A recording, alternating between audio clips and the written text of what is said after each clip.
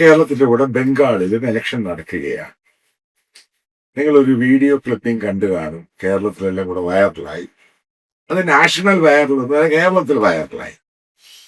അതായത് ബംഗാളിലൊരു കോൺസ്റ്റിറ്റ്യുവൻസിയിൽ BJPയുടെ മത്സരിക്കുന്ന ഒരു ലീഡർ, നേതാവാണ്, പ്രാദേശിക നേതാവാണ്. അദ്ദേഹം ഇലക്ഷൻ ബൂത്തിലോട്ട് പോയിട്ട് തിരിച്ചു വരുമ്പോൾ ഈ പറയുന്ന TMCക്കാരും ആൾക്കാരും മനസ്സിലാക്കുക അയാൾക്ക് സെൻട്രൽ ഗവൺമെന്റിന്റെ പാരാമിലിറ്ററി ഫോഴ്സിന്റെ ഒക്കെ പ്രൊട്ടക്ഷൻ ഉള്ള ആളാണ്. അവിടെ മാത്രമല്ല, ബംഗാളിൽ ഇലക്ഷൻ നടക്കുന്ന 2-3 ഫേസ് ഇലക്ഷൻ നടക്കുന്നതിന്റെ കാരണം എന്താ? ബംഗാളിലെ സ്ഥിതി അത്ര നല്ലതല്ല. അതുകൊണ്ടാണ് ഈ 3-4 ഫേസില് ബംഗാളിൽ ഇലക്ഷൻ നടത്തുന്നത്. കാരണം ഇത്രമാത്രം ഫോഴ്സിനെ ഡിപ്ലോയ് ചെയ്യാൻ ഗവൺമെന്റ് ഓഫ് ഇന്ത്യയുടെ കയ്യിലില്ല. ഇത്രമാത്രം ഫോഴ്സ് വേണ്ടായോ? അപ്പൊ അതിന്റെ ഭാഗത്താണ് ഫേസ് മാറ്റി മാറ്റി ഇത് ചെയ്യുന്നത്. ഈ പറയുന്ന BJP കാൻഡിഡേറ്റ് കണ്ടെത്തി കൂടുന്നൊരു ഓട്ടം നിലനിൽക്കുകയാണ്.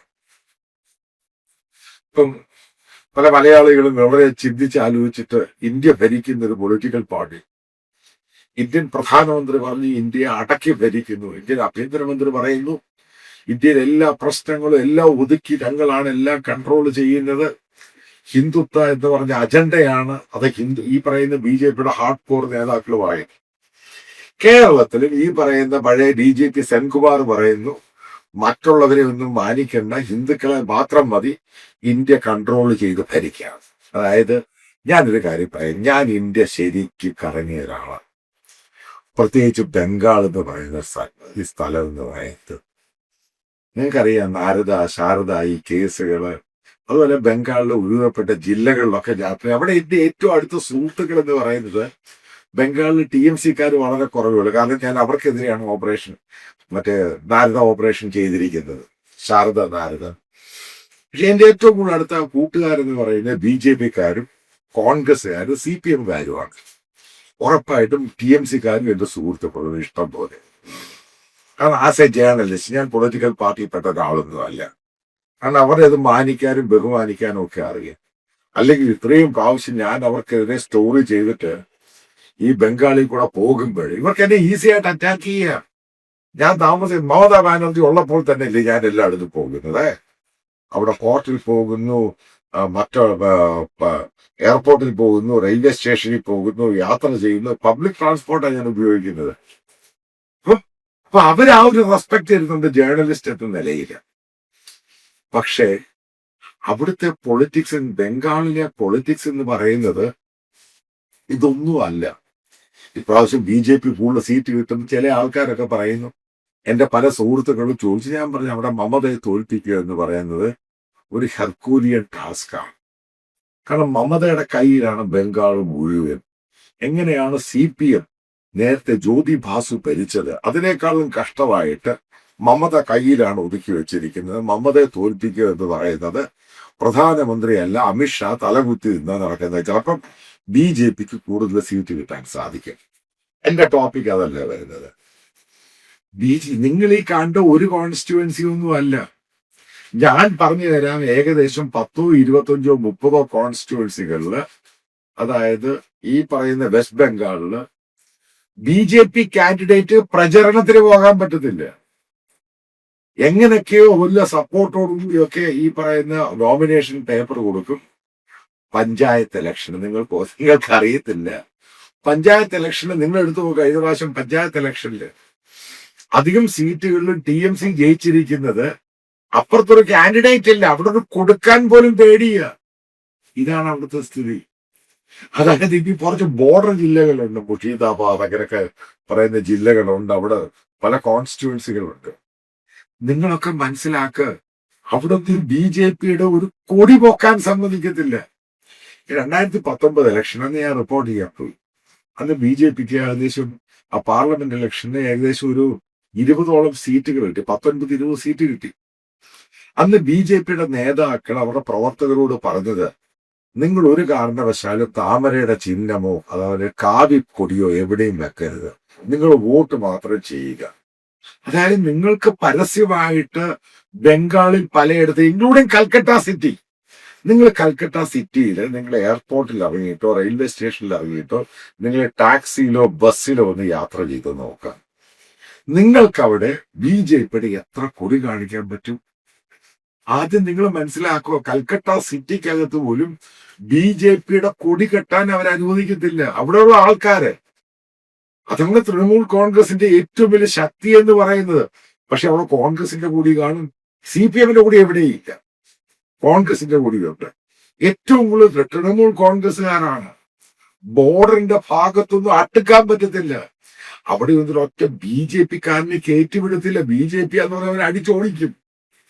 കാരണം ഞാനും ഈ പറയുന്ന BJP ആൾക്കാരും ഒക്കെ ഈ പറയുന്ന പല ഭാഗത്തും പോയി കഴിഞ്ഞപ്പോഴ് എന്റെ കൂടെ വന്ന പല ആൾക്കാരും അവര് BJP എന്ന് പറയത്തില്ല. കാരണം എനിക്ക് കുറച്ച് ബംഗ്ലാ അറിയാം, ഭാഷ അറിയാം, ഞാൻ പഠിച്ചിട്ടുണ്ട് ഇത്.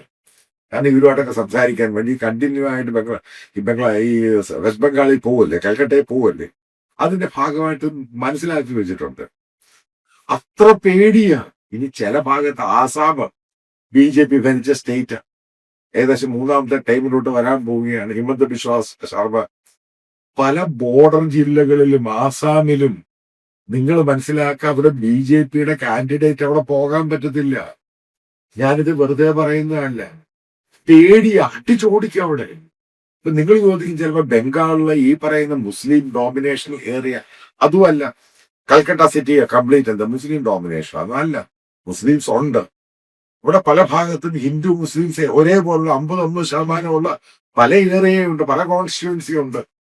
അവിടെ അങ്ങനല്ല, അവർ കംപ്ലീറ്റ് ആയിട്ട് BJPക്കെതിരെ, കാരണം ഹിന്ദു രാഷ്ട്രവാദത്തിനെതിരാണ്. അതാണ് ബംഗാളിന്റെ ഒരു പൊളിറ്റിക്സ് എന്ന് പറയുന്നത്. അതിന് ഈ പറയുന്ന BJPയുടെ ഒരു പരിപാടികളും നടക്കത്തില്ല അവിടെ. എന്തുകൊണ്ടാണ് BJPയുടെ പല സീനിയർ നേതാക്കൾ, അമിത്ഷാ ഉൾപ്പെടെ, പ്രധാനമന്ത്രി ഉൾപ്പെടെ പല സെൻസിറ്റീവായുള്ള പ്രദേശങ്ങളില് ഈ കേന്ദ്ര നേതാക്കൾ ഇത്രമാത്രം നാഷണൽ സെൻട്രൽ ഫോഴ്സ് ഉണ്ടായിട്ട് പോലും പലയിടത്തും പോകാത്തതിന്റെ കാര്യം എന്തോ? കാരണം സെൻസിറ്റീവ് ഏറിയാണ്. അവിടെ പോയി കഴിഞ്ഞാൽ പിന്നെ തിരിച്ചു വരാൻ പാടാണ്.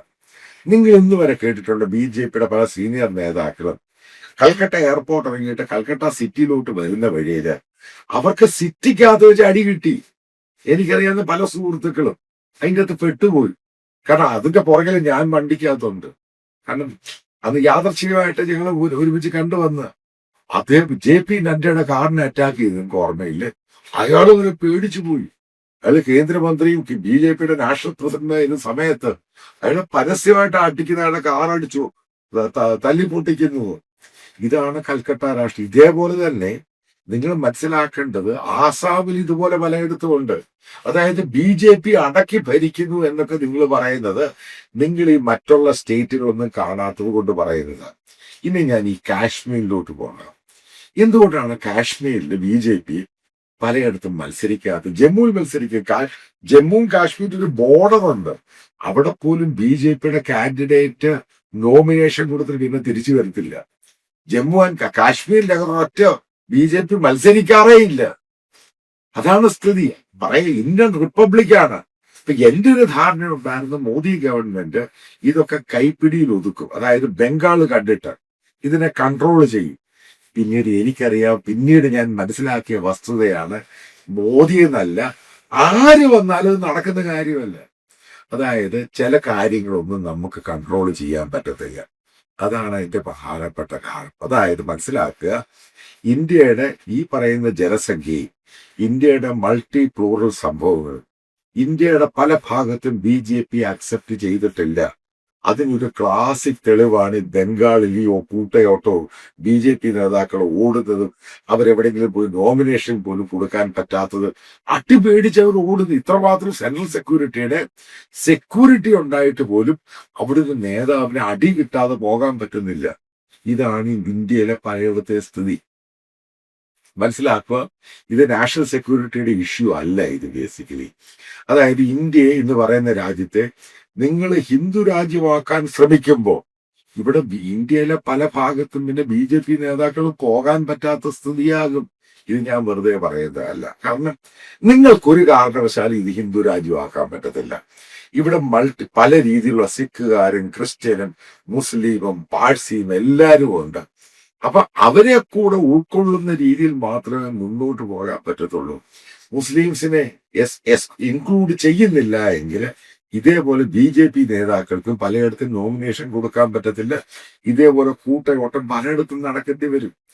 ഇത് ഞാൻ പറയുന്നത് വെറുതെ അല്ല. ഞാൻ ഇന്ത്യയെ ശരിക്കും സ്റ്റഡി ചെയ്ത് മനസ്സിലാക്കി BJPക്ക് മാക്സിമം കിട്ടിയ സീറ്റാണ് കഴിഞ്ഞ അങ്ങേ പ്രാവശ്യം, അതായത് 2ാം ടൈം മോദി. ഇനി അടുത്തൊരു ടൈമിൽ ഒരു കാരണവശാലും അവർക്ക് അത്രയും സീറ്റ് കിട്ടത്തില്ല. കാരണം ഇന്ത്യയുടെ സ്വഭാവം മാറിക്കൊണ്ടിരിക്കുകയാണ്. മുസ്ലിം കമ്മ്യൂണിറ്റി മാത്രമൊന്നുമല്ല, പല കമ്മ്യൂണിറ്റികളും തീരുമാനിച്ചിട്ടുണ്ട് ഇതിനൊരു അവധി വരണം. കാരണം ഹിന്ദു മുസ്ലിം എത്രമാത്രം നിങ്ങൾക്ക് അടിച്ച് ഒരു ഒരു ഒരു ഈ രാഷ്ട്രീയത്തില് മേൽക്കോയ്മ ഉണ്ടാക്കാൻ സാധിക്കും. അതിനൊരു പരിധിയുണ്ട്. അത് കഴിഞ്ഞ് ഇതൊക്കെ നിർത്തേണ്ടി വരും. ഒരു കാര്യം കൃത്യമായിട്ട് പറയാം, ഇന്ത്യ എന്ന് പറഞ്ഞ മഹാരാജ്യം പ്ലൂറൽ സൊസൈറ്റിയാണ്. അതിനെ സിംഗുലാർ സൊസൈറ്റി ആയിട്ട് ഹിന്ദു രാജ്യമായിട്ട് കൊണ്ടുപോവുകയാണെങ്കിൽ ഇന്ത്യയിൽ എന്ന് പറയുന്ന രാജ്യത്ത് പലയിടത്തും BJPക്ക് കുടിപൊക്കാൻ പോലും പറ്റത്തില്ല. ആ രീതിയാണ് പ്രശ്നമുണ്ടാകുന്നത്. അതിൻ്റെ ഒരു ക്ലാസിക് എക്സാമ്പിളാണ് നിങ്ങൾ ഒരു ബംഗാളിലൊരു കോൺസ്റ്റിറ്റ്യുവൻസിയിൽ BJP നേതാവ് ഓടിയത് കണ്ടത്. അത് അവിടെ മാത്രമല്ല, പല ഭാഗത്തും പല BJP നേതാക്കൾക്കും അവിടെ ഓടേണ്ട സ്ഥിതി ഉണ്ടായിട്ടുണ്ട്. കാരണം ക്യാമ്പയിൻ മാത്രമല്ല, അവിടെ പോകാനും പോലും ഇവർക്ക് പേടിയാണ്. ഇതാണ് ഇന്ത്യ എന്ന് പറഞ്ഞ മഹാരാജ്യം. അതായത് ഒറ്റയ്ക്ക് പോകാൻ പറ്റത്തില്ല. എല്ലാവരും ഉൾക്കൊണ്ടുകൊണ്ട് എല്ലാവരെയും സമന്വയിപ്പിച്ചുകൊണ്ട് കൊണ്ട് മാത്രമേ ഏത് പൊളിറ്റിക്കൽ പാർട്ടിക്കും ഇന്ത്യയിൽ ഒരുമിച്ച് പോകാൻ കഴിയുകയുള്ളൂ. ചിലപ്പോൾ ഭരണത്തിൽ വരും, അതൊക്കെ സ്വാഭാവികമാണ്. പക്ഷെ ഇന്ത്യ ഒന്നടങ്കം അങ്ങ് തിന്നുകളയാമെന്ന് വിചാരിച്ചു കഴിഞ്ഞാൽ മൂഢത മാത്രം. കാരണം ഇന്ത്യയിൽ അത് നടക്കില്ല എന്നുള്ളത് കൃത്യമായ പല തെളിവുകളും ഓരോ ദിവസം വന്നുകൊണ്ടിരിക്കുകയാണ്.